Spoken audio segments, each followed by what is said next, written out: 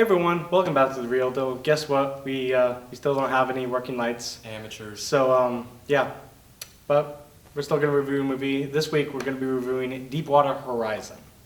The movie Deepwater Horizon is directed by Peter Berg and it stars Mark Wahlberg, Kate Hudson, John Malkovich, and Kurt Russell. It is yet another movie based off a true story. And this one is about the oil rig back in 2010, which basically exploded and just, yeah, people died. And it remains one of the worst oil and environmental disasters in U.S. history. So that's fun. I went into this movie expecting it to be mostly good. I think Peter Berg's a talented director. However, he hasn't had the best movies, mainly Battleship. That was pretty bad. I also like Mark Wahlberg, but again, he doesn't have the best movies either. I mean, The Happening. What? No.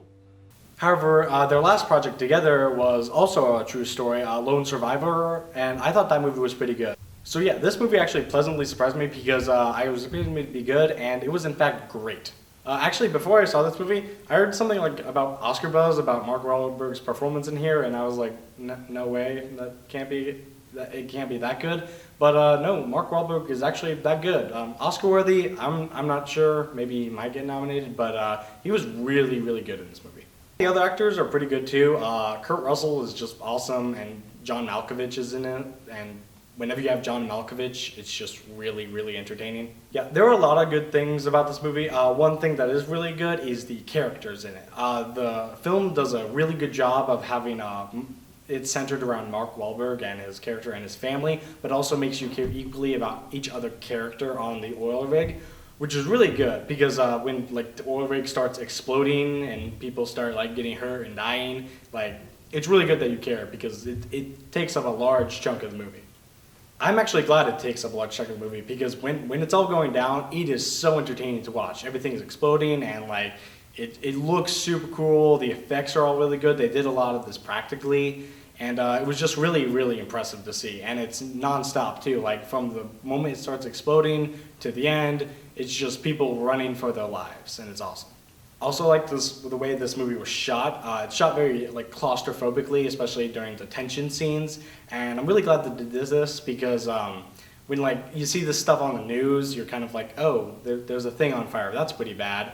But when it puts you in the center of that, you're like, oh wow, that is very bad. I would not want to be there. And it does, and it would be so easy to turn this into like a Michael Bay like explosion fest with way more drama than it needs to be.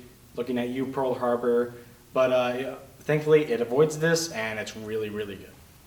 And honestly, that is one of the biggest praises I can give this movie, is that it takes itself seriously.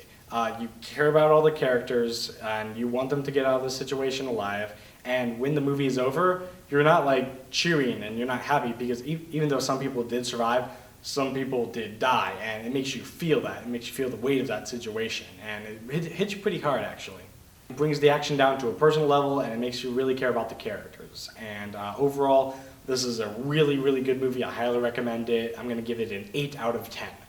So yeah, guys, that's it from me this week. Thanks for tuning in to this episode of The Real Deal, and hopefully the background will look better sometimes, and